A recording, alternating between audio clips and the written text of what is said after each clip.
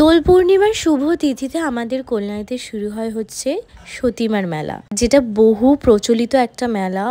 অনেক দূর দূরান্ত থেকে মানুষজন আসে, মানুষের সমস্যার কথা বলে।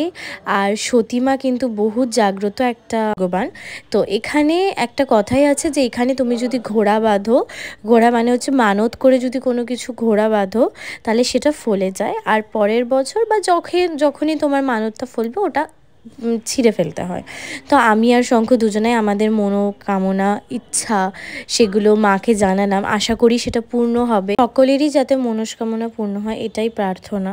তারপরে দুজন মিলে একটু গেলাম হচ্ছে মেলা এক্সপ্লোর করতে। আর মেলায় যাবো ঘুগনি খাবো না এটা তো হতেই পারে না।